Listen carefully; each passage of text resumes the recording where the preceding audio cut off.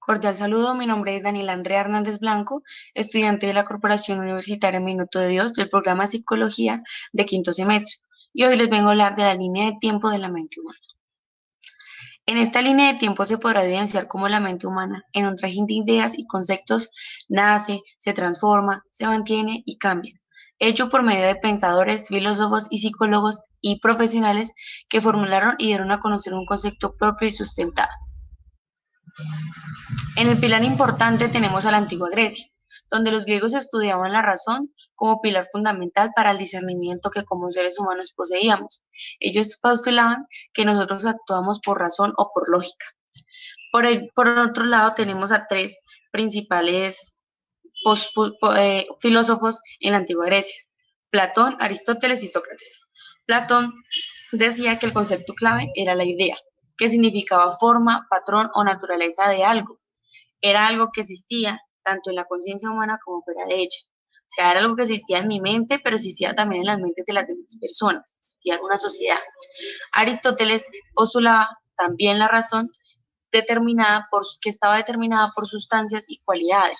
Además, esta es la que hacía posible que nosotros como seres humanos pudiéramos establecer categorías, recordar y pensar.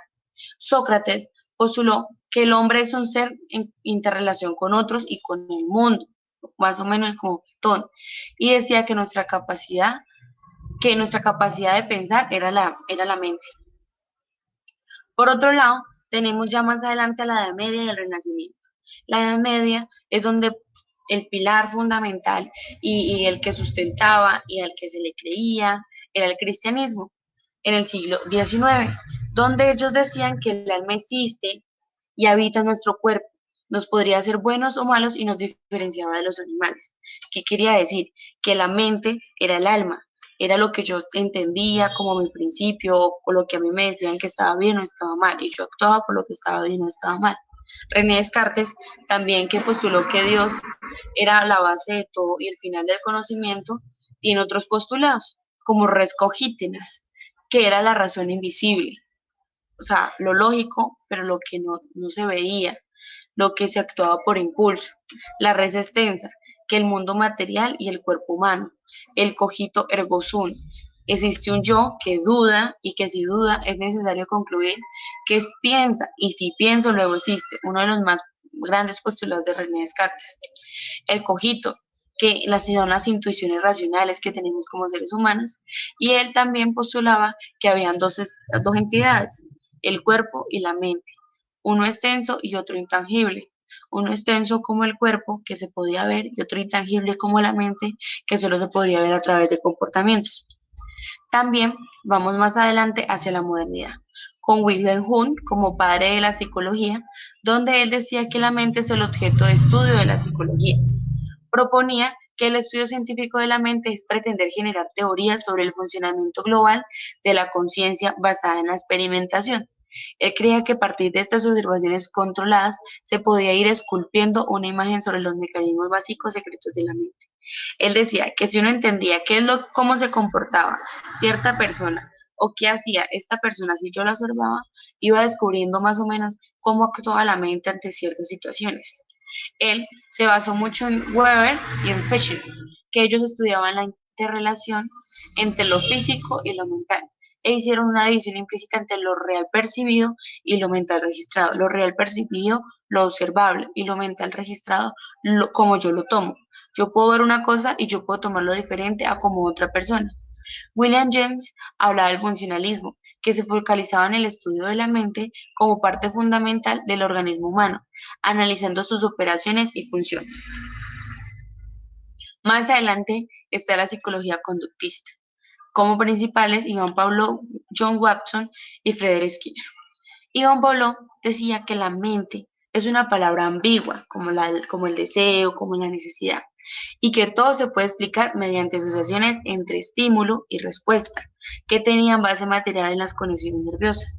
Watson, por otro lado, decía que el problema de la psicología no avanzaba como ciencia, o sea, que se quedaba estancada como disciplina, era que esta solo proponía instancias inobservables, como la mente, la conciencia o el pensamiento, como objeto de estudio. Y por ello, él postulaba que el objeto de estudio debería ser Más que la mente y más que la conciencia, era la conducta, que ésta sí podía ser observable, cuantificable y reproducible. Skinner decía que la conducta consiste en observar los estímulos del ambiente y relacionarlos sistemáticamente con las respuestas conductuales.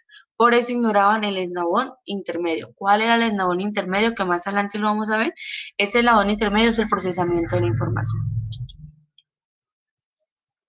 Ahora, hasta aquí tenemos que la psicología a lo largo de la historia perdió primero la razón, después el alma y finalmente la mente. La razón como lógica, el alma como el discernimiento de ser bueno o malo y la mente como el pensamiento lógico, el pensamiento. En la psicología cognitiva tenemos a Brunner, Piaget y a Vygotsky. A Brunner lo tenemos porque se dedicó al estudio del procesamiento de la información. Ese eslabón intermedio, él afirmó que la mente quedaba subsumida dentro de la descripción y explicación de procesos cognitivos, tales como formación de conceptos, memorias, imágenes y solución de problemas. Piaget se dedicó mucho a la génesis, a estudiar la génesis y la construcción del conocimiento, cómo adquiríamos conocimiento. Sus ideas rectoras solo podían hablar de conexión hacia el conocimiento y la inteligencia. Vygotsky decía que la dimensión más importante del ser humano es su cualidad histórica y social. ¿Por qué? Porque el tema central del estudio era la génesis y el desarrollo de las relaciones entre el pensamiento y el lenguaje. Aunque empleó varios términos para la mente, como la conciencia, el pensamiento, los procesos superiores y entre otros, lo importante es que siempre dio importancia al lenguaje y a los medios simbólicos. ¿Cómo hacía el lenguaje y a los medios simbólicos? Cómo yo hablaba, cómo movía mis manos, cómo gesticulaba, cómo con mover mi rostro podía expresar lo que pienso o lo que algo que no me gustó o algo que sí me gustó. Y está en el siglo XX, la actualidad, donde tenemos a John Eccles, Antonio Damasio y Rodolfo Linas. Eccles postuló que la mente es una entidad física, pues el punto de conexión entre el cerebro y la mente era la corteza cerebral. Antonio Damasio, médico, postuló que el cerebro y el cuerpo y la mente son un todo que interactúan con su entorno físico y social. Y Rodolfo Linas, también médico, actualmente vivo, la mente es uno de los muchos estados generados por la sociedad de neuronas que llamamos cerebro. Ya ellos lo van relacionando más como medicina, como algo más intangible, como algo más que se pueda ver desde el cerebro, desde la corteza cerebral, desde las conexiones neurales, desde todo el procesamiento de la información que podemos tener como un computador, con memoria RAM, con información antigua, información nueva. Por aquí tenemos una bibliografía donde libro Pensamiento y Lenguaje, una frase que me pareció muy importante donde dice, nadie más que uno puede liberar su mente de la esclavitud, nadie más que uno puede pensar igual que yo, nadie más que yo puede actuar igual que yo, somos únicos y diferentes.